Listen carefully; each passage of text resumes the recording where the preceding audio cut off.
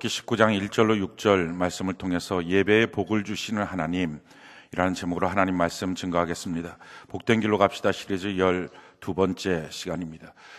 우리의 인생은 항상 올라가는 삶을 살아야 합니다. 성경이 우리에게 이렇게 말합니다. 잠언 15장 24절에 보면 슬기로운 사람이 걷는 생명의 길은 위쪽으로 나 있어서 아래로 난 스올 길을 벗어난다.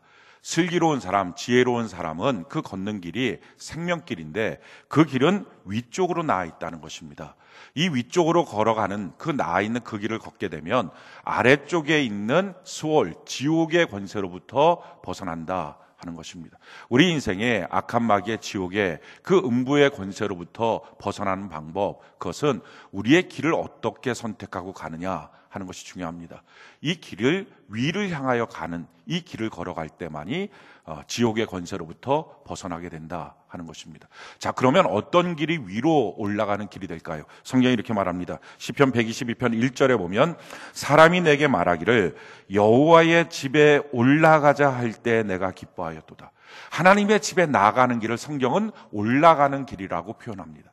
그러니까 하나님의 집에 나가서 예배하는 길, 이게 올라가는 길이라는 것입니다. 예배를 드리는 인생이 우리가 올라가는 길이고요, 음부의 권세로부터 벗어나는, 악한 마귀의 권세로부터 벗어나는 길이 된다 하는 것입니다. 그래서 예배 성공자가 삶의 성공자가 됩니다. 오늘 예배가 우리 안에서 성공하는 은혜가 있기를 바랍니다. 예배의 성공이라고 하는 것은요, 내가 내 감각 속에 예배를 잘 드렸다는 것이 아니라 예배의 주인 되신 하나님을 만나야 됩니다. 그러니까 하나님을 만나는 예배는 예배 성공이고요, 하나님을 만나지 못하는 예배는 그 어떤 멋있고 화려하고 대단한 감동이 있었다 할지라도 다 실패입니다. 하나님을 만나는 예배, 이것이 가장 중요합니다. 이 예배에 가장 첫 번째 드렸던 사람은 아마도 최초의 인류였던 아담일 것입니다. 이 아담은 원래는 하나님 앞에 예배드리지 않았던 사람입니다. 왜냐하면 에덴 동산에서 하나님과 같이 사는데 특별하게 하나님과의 만남인 예배를 드려야 될 이유가 없었습니다. 날마다 함께 있는데 무슨 만남의 시간을 또 약속을 하겠습니까? 근데 그러다가 범죄함으로 쫓겨났죠. 쫓겨나고 난 다음부터 그 삶 속에 아담의 입장으로 우리가 한번 돌아가 본다면 이 세상에 사는 삶이 뭐가 좋겠어요? 뭘 가진들 뭐가 좋겠어요? 그는 에덴 동산을 경험한 사람이에요. 하나님을 만나고 동행했던 사람이에요. 그 사람의 입장에서 봤을 때 이 땅에 뭘 얻은들, 뭘 가진들, 뭘 누린들 하나도 행복한 게 없는 거예요. 그의 마음속에 유일한 행복 한 가지가 있다면 예전에 있었던 에덴 동산 다시 돌아가고 싶다. 옛날에 하나님과 같이 있었던 때 그때로 다시 돌아가고 싶다. 이거밖에 없는 거예요. 그 마음속에 유일한 소망. 근데 자기가 돌아갈 수가 없는 거죠. 그런 삶 속에 하나님이신 놀라운 은혜가 뭐냐면은 예배였어요. 이 예배를 통해서 너랑 나랑 만나자. 제단을 쌓아라. 어린 양을 들여서 제단을 쌓아라. 그럼 내가 너와 만나주게 될 것이다. 그래서 그 아담에게 있어서는 세상에 그 어떤 게 즐거움이 아니었고요, 예배만이 즐거움이었어요. 그러고 나서 가인과 아벨이 나왔습니다. 아담과 가인과 아벨은 아버지와 아들, 아주 밀접한 관계임에도 불구하고 근원적인 차이가 있습니다. 아담은 에덴 동산을 경험한 사람이고요, 가인과 아벨은 그걸 못 본 사람이에요. 그러니까 아담이 날마다 말하는 거죠. 에덴 동산에 있을 때, 하나님과 동행했을 때. 근데 문제는 가인과 아벨은 그걸 본 적이 없어요. 어떤 건지 몰라요. 그러니까 본 적이 없기 때문에 그냥 그렇게 말하는 소리만 들을 뿐입니다. 문제는 그 소리를 내가 듣고 믿을 거냐 안 믿을 거냐를 결정하는 거죠. 근데 가인은 안 믿었어요. 헛소리라고 생각했어요. 아벨은 그 아담, 자기 아버지가 하는 말을 믿었어요. 그래서 성경에 보니까 그 아담이 날마다 했던 말이 뭐겠어요? 인생 사는 거 딴 것 없다. 뭐 해봤자 무슨 소용이냐? 아무 소용없다. 하나님 만나는 거다.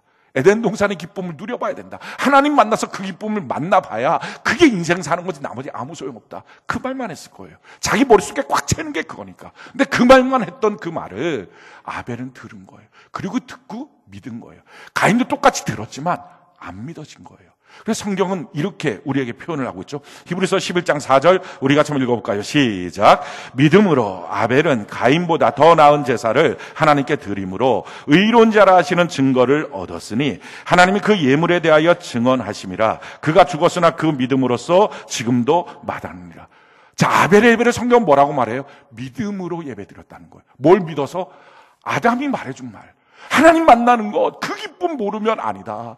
그 에덴 동산의 감격과 기쁨을 누려야 되는 것, 이 땅에 사는 거 다 소용없더라. 이 말을 믿어서 하나님 앞에 예배를 드린 거예요. 그 믿음으로 드린 예배를 성경이 뭐라고 말해요? 더 나은 예배라는 것입니다.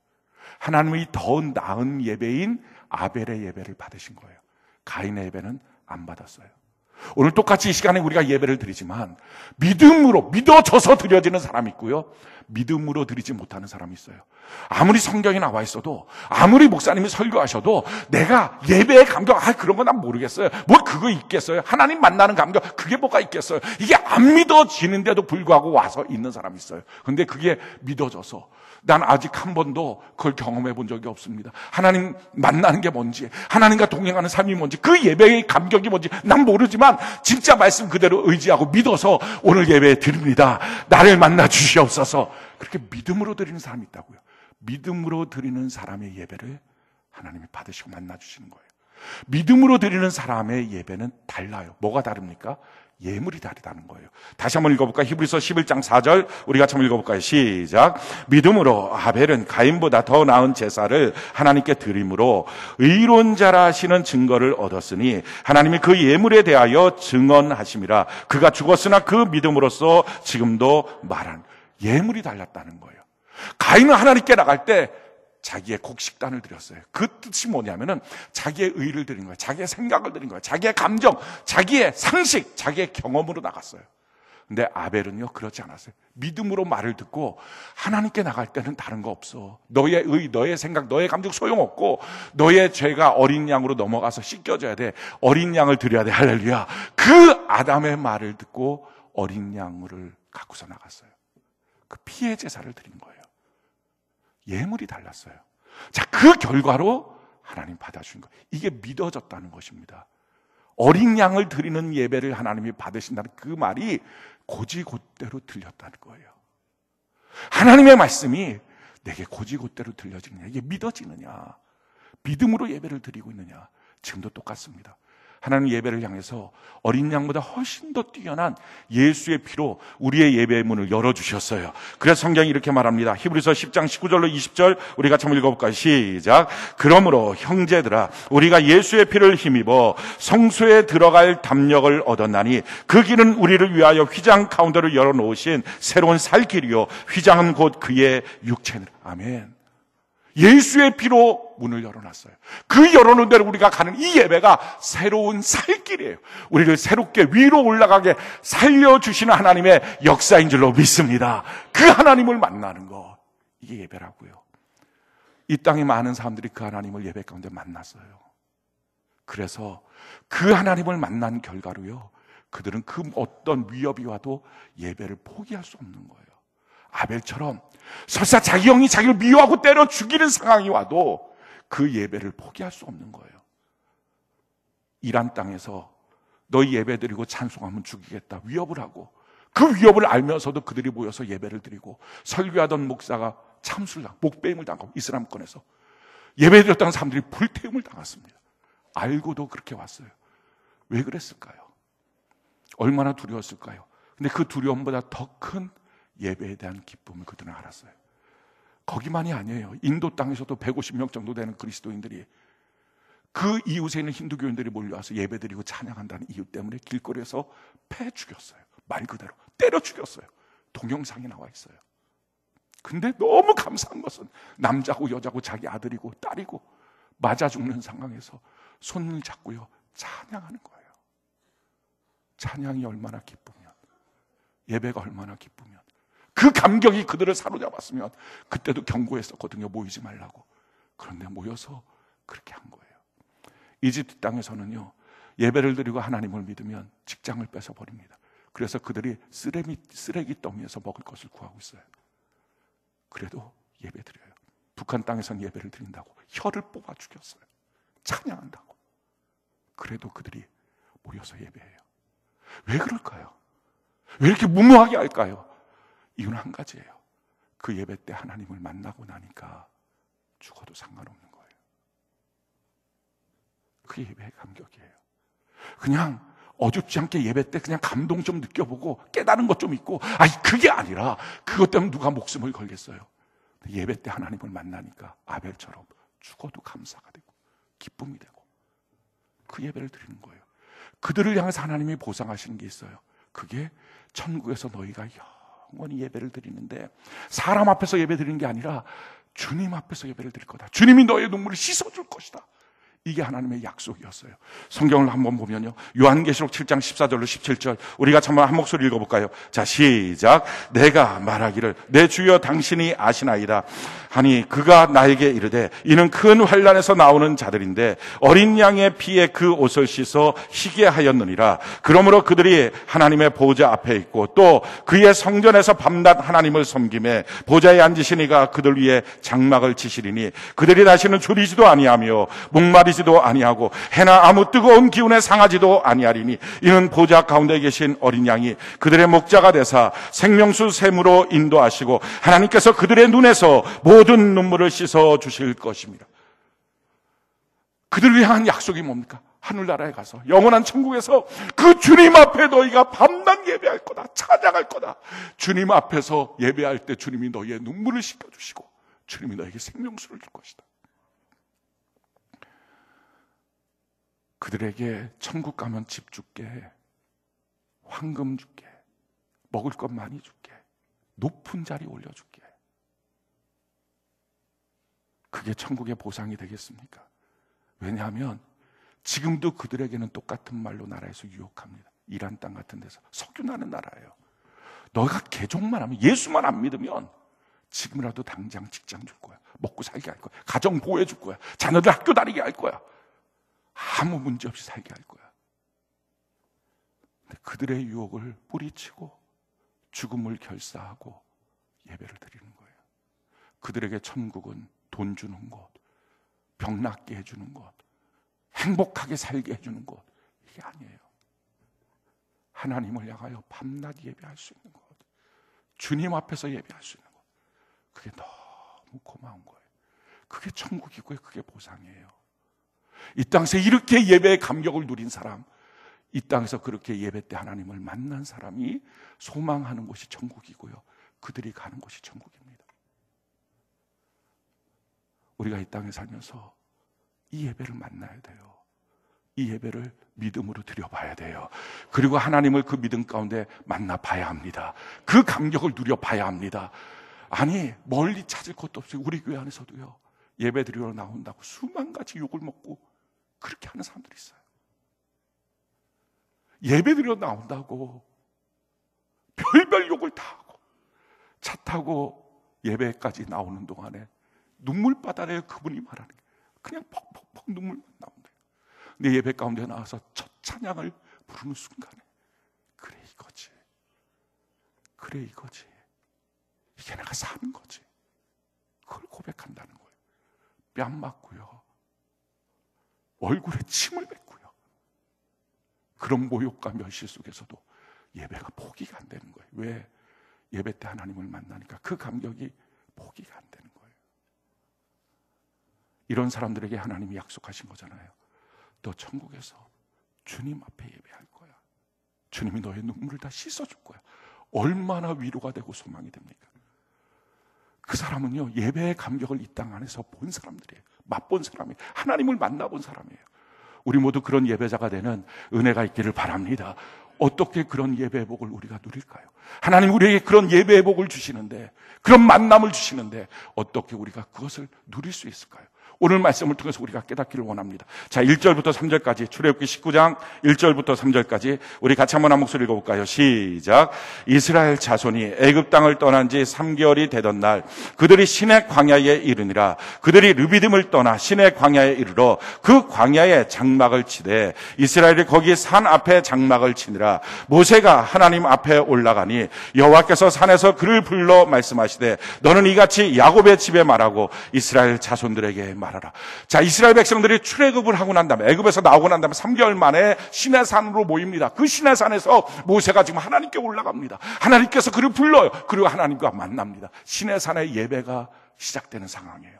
자, 이 시내산의 예배를 통해서 우리가 깨닫게 되는 것은요, 이 예배는 약속이었어요. 그냥 어쩌다 우연히 한번 드려볼까 하고 드려졌던 게 아니었어요. 출애굽기 3장 11절로 12절에 보면 모세가 하나님께 아뢰되 내가 누구이기에 바로에게로 가며 이스라엘 자손을 애굽에서 인도하여 내리까 하나님이 이르시되 내가 반드시 너와 함께 있으리라. 내가 그 백성을 애굽에서 인도하여 낸 후에 너희가 이 산에서 하나님을 섬기리니 이것이 내가 너를 보낸 증거니라. 지금 모세가 하나님을 만났거든요. 시내산에서 양치기를 하고 있다 하나님을 만났어요. 그 만날 때 하나님께서 너 애굽 땅으로 가라. 내 백성을 건져내라. 제가 누구기에 저는 그런 주변머리도 없어요. 그런 능력도 아니 내가 너랑 함께 할 거야. 그냥 가. 가고 3개월 만에 너가 이 땅에 다시 올 거야. 그래서 너가 이 땅에서 이 시내산에서 나에게 예배할 거야. 이게 증거야. 그리고 마침내 진짜 3개월 만에 얼마나 기가 막힌 일들이 많았어요, 그 사이에. 그리고 그 3개월 만에 시내산에 도착해서 정말이군요, 하나님. 하나님이 약속하신 대로 지금 시내산으로 갑니다. 예배하러 갑니다. 예배는요, 어쩌다 드리는 거 아니에요. 예배는 하나님의 약속이에요. 그래서 성경이 우리에게 이렇게 말하고 있습니다. 시편 50편 5절 우리 같이 한번 읽어볼까요? 시작. 이르시되 나의 성도들을 내 앞에 모으라. 그들은 제사로 나와 언약한 이들이라 하시더라. 예배로 하나님과 약속되어 있는 사람. 우리가 하나님과 사귀잖아요. 우리가 하나님과 같이 섬기고 사랑하고 사귀고 있잖아요. 사귄다는 게 뭡니까? 교제한다는 게 뭡니까? 약속이 있다는 거예요. 언제 만나자고. 사귀는데 약속이 하나도 없어요. 그게 무슨 사귀는 거예요? 하나님과 우리 사이가 사귀는 관계라면, 사랑하는 관계라면 약속이 있다고요. 약속이 뭐예요? 그게 예배예요. 어떤 약속입니까? 성경은 2가지 약속이 예배 가운데 있다는 거예요. 제일 첫 번째 약속, 그것은 내가 지금까지 너를 보호하고 지켜준 거야. 3개월 동안 있다가 여기에 너가 다시 올 거야. 그 하나님의 말씀은 그동안 내가 너를 지켜주고 어떤 애굽에 도전이 있어도 어떤 환경에 도전이 있어도 내가 너랑 함께 하는 거야. 이 약속의 성취였어요. 그래서 성경이 이렇게 말하죠. 우리 4절, 출애굽기 19장 4절 같이 한번 읽어볼까요? 시작. 내가 애굽 사람에게 어떻게 행하였음과 내가 어떻게 독수리 날개로 너희를 업어 내게로 인도하였음을 너희가 보았느니라. 그렇습니다. 10가지 재앙, 세계 최대의 강대국이었던 그 당시 애굽을, 이집트를 무너뜨리고 굴복시키고, 그런 하나님의 역사, 이건 전적인 하나님의 역사였죠. 또 나왔을 때 홍해를 갈라지게 했던 역사, 쓴물을 단물로 만드시고 신강에서 만나 메추라기를 먹여주시고 르비딤의 그 마른 땅에서 생수의 강이 터지게 하시고 기도로 아말렉을 이기게 하시고, 이 기가 막힌 3개월 동안의 그 모든 과정에 하나님이 말씀하시는 거예요. 내가 너랑 함께 한 거야. 그리고 함께 했다는 증거로 지금 너가 여기서 예배하는 거야. 이 말씀하시는 거예요. 사랑하는 성도 여러분, 지금 여러분들이 여기서 예배합니까? 여러분들 알든지 모르든지 하나님이 여러분들의 지나간 인생 가운데 함께 하셨다는 것의 확증인 것입니다. 그 약속이 지금 있는 거예요. 하나님이 지금 나와 함께 하셨구나. 지나간 나의 삶 속에 하나님 날 버리지 않았구나. 나와 동행해 주셨구나. 그 확증이 뭐예요? 지금 여기서 예배하고 있는 거예요. 2번째 예배에 대한 약속이 있어요. 그 약속은 뭡니까? 지금까지 나와 함께 하신 하나님에 대한 약속과 함께 앞으로 내 인생을 어떻게 이끌어 가겠다는 약속이에요. 3가지 약속을 하나님이 주셨어요. 자, 5절 같이 한번 볼까요? 출애굽기 19장 5절 같이 한 목소리 시작. 세계가 다 내게 속하였나니 너희가 내 말을 잘 듣고 내 언약을 지키면 너희는 모든 민족 중에서 내 소유가 될 것이다. 제일 첫 번째는요, 모든 민족 중에서 너희가 내 소유가 될 것이다 라는 약속입니다. 앞으로 우리의 삶을 하나님이 이렇게 약속해 주시는 겁니다. 모든 민족은 다 하나님의 것입니다. 하나님이 창조하신 거예요. 그 중에서 특별히 너희는 내 소유가 될 것이다 하는 말이에요. 이것은 특별한 소유를 말합니다. 이게 한국말로는 그냥 특별한 소유예요. 근데 영어 성경을 보면요, 보물이라는 거예요. 하나님이 우리를 보물로 만들어 주신 거예요. 그러니까 이 보물, 내게 정말 소중한 것, 가장 내게 귀한 것, 이걸 누가 뺏기겠어요? 이걸 누가 잊어버리겠어요? 누가 뺏어가려고 해도 악착같이 절대로 빼앗기지 않을 거죠. 감히 하나님의 손에서 저와 여러분들, 보물된 우리를 누가 뺏어갑니까? 가만 생각해 보면요, 애굽을 향해서 하나님 10가지 재앙을 주셨어요. 결국 조토화시켰어요, 애굽을. 그래갖고 세계의 역사를 보면 왕조가 바뀌어버려요, 애굽은. 그 모세가 나왔던 시기쯤에 왕조가 바뀌어버렸어요. 민족 자체, 통치 민족 자체가 세계 역사를 보면 바뀌어버렸어요. 그러니까 기존에 통치했던 민족이 힘을 다 잃어버린 거예요. 이 10가지 재앙 때문에. 왜 그랬을까, 하나님이 도대체? 애굽이 졌던 죄가 뭔가? 생각해보면 한 가지밖에 없어요. 하나님의 백성이 이스라엘을 괴롭힌 거예요. 그걸 통해서 저는 고백해요. 우리를 괴롭히는 자들을 하나님이 10가지, 100가지, 1000가지의 재앙으로라도 쳐주실 것이다. 왜? 우리가 하나님의 특별한 소유, 보물이니까. 하나님 그래서 이것을 그냥 우리로 뜬구름 잡는 생각처럼 생각하지 않도록 약속을 주셨어요. 분명히 말씀으로 우리에게 가르쳐 주셨어요. 이사야 43장 2절로 4절 우리 같이 한번 읽어볼까요? 시작. 내가 물 가운데로 지날 때에 내가 너와 함께 할 것이라. 강을 건널 때에 물이 너를 침몰하지 못할 것이며 내가 불 가운데를 지날 때에 타지도 아니할 것이요 불꽃이 너를 사르지도 못하리니 대저 나는 여호와 내 하나님이요 이스라엘의 거룩한 이요 내 구원자임이라. 내가 애굽을 너의 속량물로 구스와 스바를 너를 대신하여 주었노라. 내가 내 눈에 보배롭고 존귀하며 내가 너를 사랑하였은즉 내가 내 대신에 다른 사람들을 내게 주며 백성들이 내 생명을 대신할, 다른 민족을 널 대신하여 주겠다. 이게 하나님의 약속이에요. 왜? 너는 나의 보배니까, 보물이니까. 우리가 그럼 대단하게 뭔가 잘나서 하나님 봤을 때 뭔가 특별하게 사랑받을 만해서 그렇지도 않아요. 성경이 우리에게 이렇게 말합니다. 신명기 7장 6절로 8절 우리 같이 한번 읽어볼까요? 시작. 너는 여호와 내 하나님의 성민이라. 내 하나님 여호와께서 지상 만민 중에서 너를 자기 기업의 백성으로 택하셨나니 여호와께서 너희를 기뻐하시고 너희를 택하심은 너희가 다른 민족보다 수요가 많기 때문이 아니니라. 너희는 오히려 다른 민족 중에 가장 적으니라. 여호와께서 다만 너희를 사랑하심으로 말미암아 또는 너희의 조상들에게 하신 맹세를 지키려 하심으로 말미암아 자기의 권능의 손으로 너희를 인도하여 내시되 너희를 그 종된 되었던 집에서 애굽 왕 바로의 손에서 속량하셨나니. 우리가 크고 멋지고 실력이 있어서 하나님이 우리를 하나님의 보물로 삼아주신 게 아니에요. 너무 자꾸 보잘것 없는데 그냥 하나님의 사랑이에요.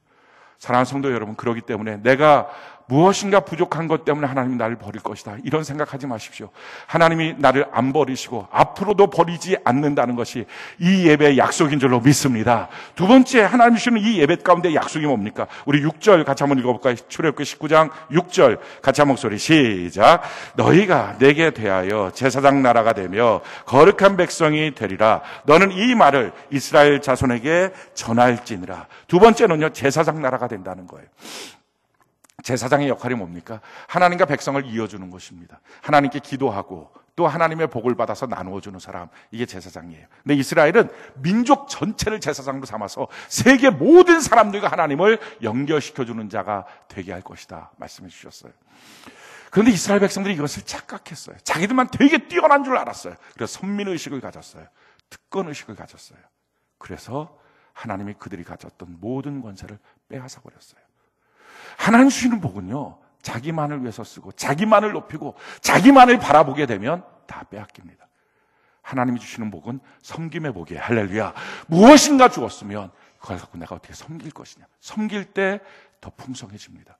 그리고 나서 빼앗은 그 권력을, 빼앗은 이 제사장, 이 축복을 오늘날 영적인 이스라엘 백성인 우리들에게 나누어 주신 거예요. 그리고 거기다 한 가지를 더 플러스 하셨어요. 그냥 제사장이 아니라 왕 같은 제사장이라고 말씀해 주셨어요. 성경이 우리에게 이렇게 말합니다. 베드로전서 2장 9절 우리 같이 한번 읽어볼까요? 시작. 그러나 너희는 택하신 족속이요 왕 같은 제사장들이요 거룩한 나라요 그의 소유된 백성이니 이는 너희를 어두운 데서 불러내어 그의 기이한 빛에 들어가게 하시니에 아름다운 덕을 선포하게 하려 하시고. 왕 같은 제사장, 이걸 만들어서 하나님이 원하시는 게 뭐예요? 하나님이 주시는 모든 축복은, 모든 특권은 자기만을 향하는 게 아니라 방향이 있다고요. 그 방향이 뭡니까? 너희를 이렇게 불러내서 이 어두운 데서 불러내신 그 기이한 빛에 들어가게 하시니에 아름다운 덕을 선포하게 하십니다. 하나님의 영광을 위해서 우리가 하나님이 주신 것들을 사용할 때 더 풍성한 하나님의 결실이 있다는 것입니다. 제사장이 어떻게 하나님의 통치를 나타내고 하나님의 복을 나타냅니까? 기도하는 거예요. 그래서 사랑하는 성도 여러분, 저는 여러분들의 가정에서 여러분들이 기도하시길 바랍니다. 여러분들이 기도하는 순간부터 그 가정에 하나님의 통치가 나타나게 될 줄로 믿습니다. 사업장에서 기도하시기 바랍니다. 그 사업장에 하나님의 통치가 나타나게 될 줄로 믿습니다. 직장에서 기도하시기 바랍니다. 직장에 하나님의 통치가 나타나게 될 줄로 믿습니다. 자녀를 위하여 기도하고요, 여러분들 개인의 삶을 위하여 기도하십시오. 그러면 하나님의 통치가 나타나게 될 줄로 믿습니다.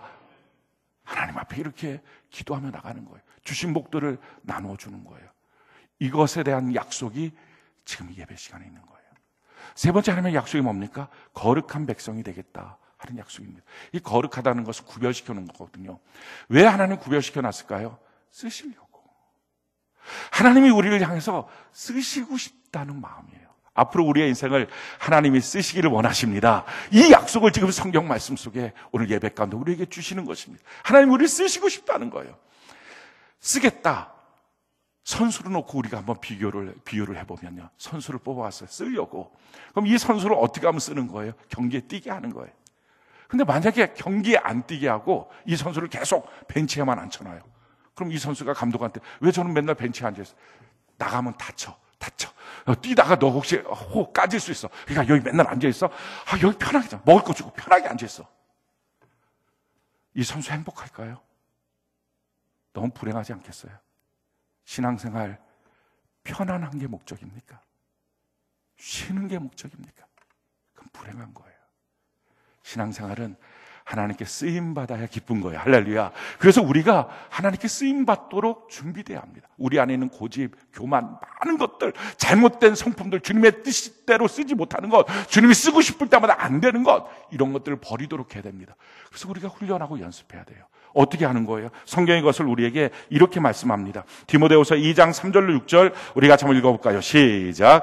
너는 그리스도 예수의 좋은 병사로 나와 함께 고난을 받으라. 병사로 복무하는 자는 자기 생활에 얽매이는 자가 하나도 없나니 이는 병사로 모집한 자를 기쁘게 하려 함이니라. 경계하는 자가 법대로 경계하지 아니하면 승리자의 관을 얻지 못할 것이며 수고하는 농부가 곡식을 먼저 받는 것이 마땅하니라. 군사로 자기 생활을 얽매이지 않고 경기자로 법대로 좀 규칙대로 자기의 삶을 자기 마음대로 하지 말고 자기가 하고 싶은 대로 하지 말고 규칙대로 농부처럼 수고하면서 씨를 뿌리는 것으로 연습해서 우리 주인 대신 예수님이 우리의 감독 대신 예수님이 어디에다가 우리의 포지션을 놓고 쓰려고 할 때마다 자유롭게 쓸 수 있도록 쓰임받는 우리가 되는 은혜가 있기를 바랍니다. 이렇게 하시기 원하신다는 약속을 어디에 주세요?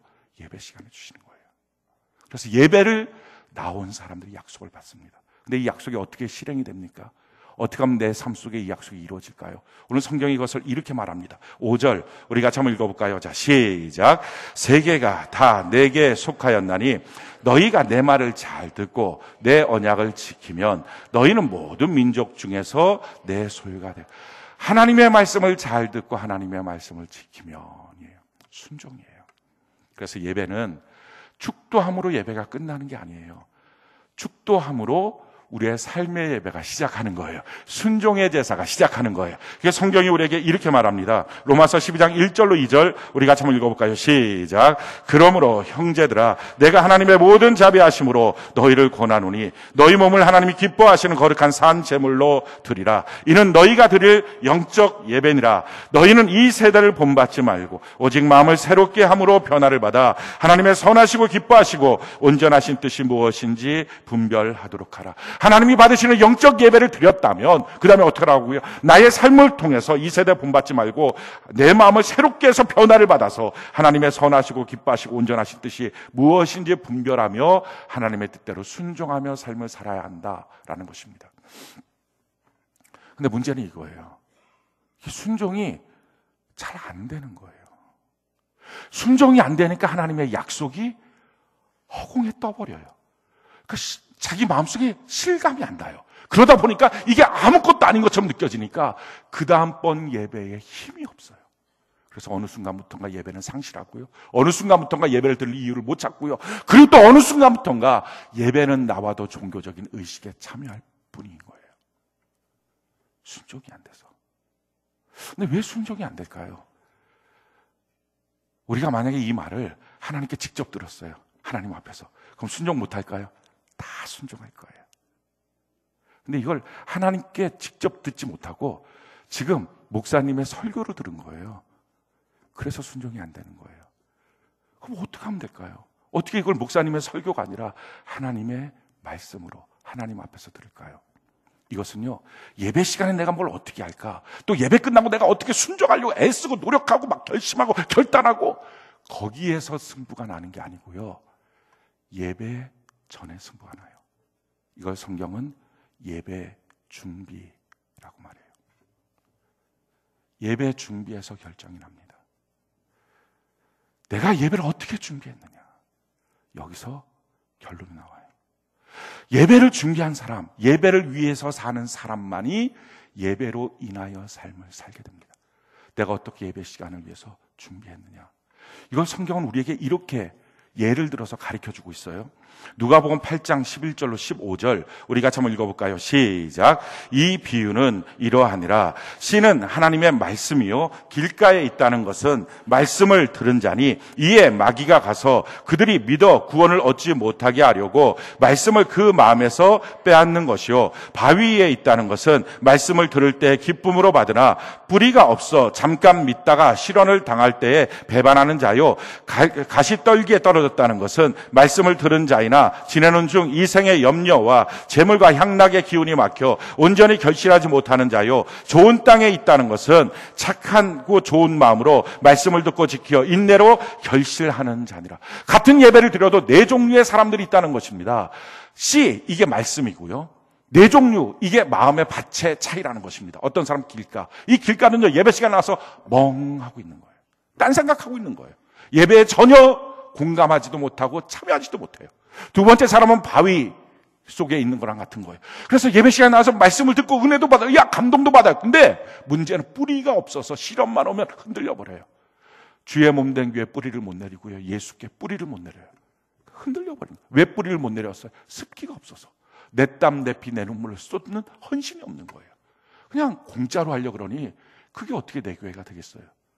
그리고 어떤 사람은 가시떨기에 있는 거예요. 뿌려져서 좀 자라나요. 그래서 믿음으로 좀 살려고 그래. 근데 좀 있다 보면 기운이 막혀서 금방 죽어요. 그래서 올라갔다 죽고 올라가다 죽고 세상의 염려, 세상의 욕심, 세상에서 잘 되고 싶은 것, 이게 마음속에 꽉 차갖고 하늘나라의 영광이 자기 마음속에 들어오지 못해요. 옥토만이 순종이 되는 거예요. 말씀이 떨어졌을 때 열매가 맺어지는 거예요. 어떻게 해야 됩니까? 내 마음밭을 보고 갈아엎어야죠. 그게 예배 준비예요. 그걸 성경은요 성결이라고 말해요. 그래서 출애굽기 19장 1절부터 6절까지 예배에 대한 약속에 대한 말씀을 하시고, 그리고 7절 이하서부터 25절까지는 모두 성결에 대한 말씀이에요. 그 대표적인 예가 10절, 11절입니다. 우리 10절, 11절 우리 같이 한번 읽어볼까요? 시작. 여호와께서 모세에게 이르시되 너는 백성에게로 가서 오늘과 내일 그들을 성결하게 하며 그들에게 옷을 빨게 하고 준비하게 하여 셋째 날을 기다리게 하라. 이는 셋째 날에 나 여호와가 너희 온 백성의 목전에서 시내산에 강림할 것입니다. 하나님을 맞이할 준비를 해야 된다. 그 준비가 성결. 내 안에 지저분하고 더러운 수많은 것들을 다 뒤집어 엎어야 된다는 거예요. 어떻게 뒤집어 엎을까요? 구체적으로 어떻게 우리는 예배 준비할까요? 목욕하고 나오는 거, 새 옷 입고 나오는 거, 그런 차원의 문제가 아니잖아요. 어떻게 우리는 하나님이 받으시는 예배, 이런 예배를 준비할 수 있을까? 다윗이 예배의 성공자였거든요. 그 다윗이 어떻게 예배를 준비해야 되는지를 가르쳐 줬어요. 성경이 이렇게 우리에게 말합니다. 사무엘하 24장 24절 우리 같이 한번 읽어볼까요? 시작. 왕이 아라우나에게 이르되 그렇지 아니하다. 내가 값을 주고 내게서 사리라. 값없이는 내 하나님 여호와께 번제를 드리지 아니하리라 하고 다윗이 온 은 50세겔로 타작마당과 소를 사고 값을 지불한 예배, 그 예배 준비예요. 예배를 위해서 우리가 어떤 값을 지불합니까? 어떤 사람들은 시간의 값을 지불하겠죠. 또 헌금도 되니까 물질의 값도 지불할 것입니다. 근데 늘상적으로 하는 그런 거 말고 정말 하나님 앞에 예배를 드리기 위해서, 하나님의 부르심 가운데 예배로 나가기 위해서 나는 무엇을 값을 치르는가? 아니, 나는 어떤 값을 치르더라도 예배를 드리겠다는 결심이 있는가?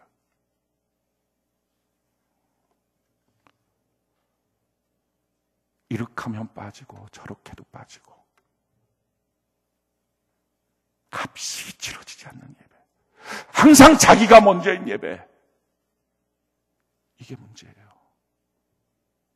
그러니 예배 시간에 뭘 어떻게 하고 예배 끝나고 내가 어떤 결심을 하고 순종하겠다고 애써도 안 되는 이유가 이미 예배 준비, 성결이 무너졌기 때문에 그래요.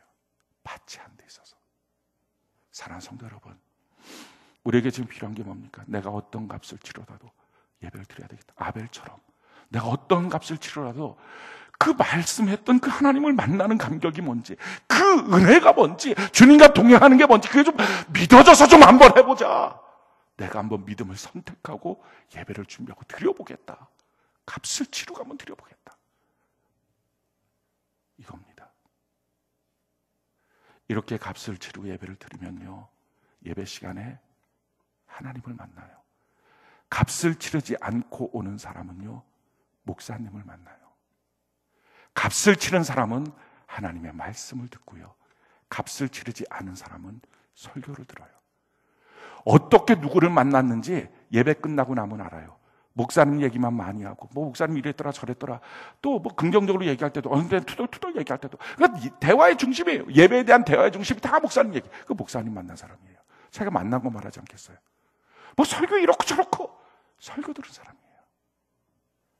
하나님을 만난 사람은요, 하나님 이야기를 할 거예요. 하나님의 말씀을 들은 사람은요, 하나님의 말씀 앞에 두렵고 떨림으로 서게 될 거예요. 문제는 예배 준비, 성결의 문제예요. 다른 말로 말하면 성결이 뭡니까? 끊어내는 거. 내가 씻고 준비하겠다, 기다리겠다 하는 마음. 예배를 위해서 내가 값을 치르겠다.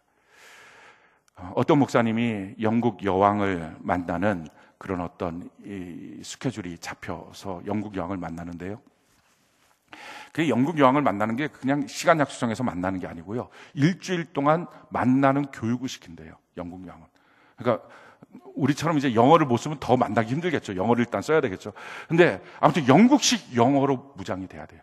그 사람이 미국 사람이었는데 미국 영어 말고 영국식 영어로 그렇게 바꾸고 그걸 일주일 동안 하는 거예요. 그리고 에티켓이 너무 많더래요. 뭐 일단 여왕이 질문하기 전에 너가 먼저 말하지 말라든지, 뭐 여왕이 뭐라고 말할 때마다 끝날 때 네 여왕폐하 이 말을 꼭 붙여야 되고, 이걸 지금 한국말로 하는 게 아니라 영국식 영어로 네 여왕폐 이걸 붙여야 되고, 그러니까 뭐 너무 많더라는 거예요. 근데 너무 놀라운 게 많은 사람들이 여왕을 한 번 잠깐 만나고 이제 나오는 거죠.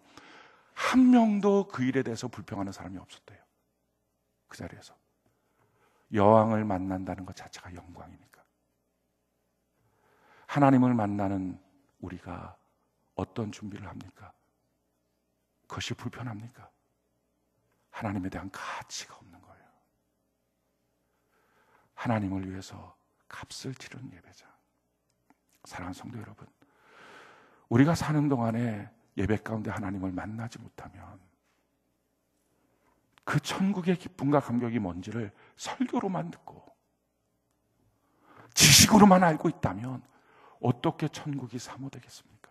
살면서 우리는 반드시 하나님을 만나야 돼요. 하나님을 만나는 유일한 길이 예배라면 우리 모두 이 예배 때 하나님이 주신 방법대로 성결함, 기다리고 준비하는 거, 정말 하나님을 만나기 위해서 애쓰고 준비하는 거, 내가 하나님을 만나겠습니다 이러기 위해서 토요일부터라도 최소한 예배를 위한 준비하는 마음, 내 육체적 컨디션도 스케줄도 다 바꾸고, 그래서 값을 치르는 예배자로 하나님 앞에 서서 예배를 드리기 시작할 때 찬송부터 다르지 않겠어요? 말씀이 하나님의 말씀을 듣는 시간이 되지 않겠어요?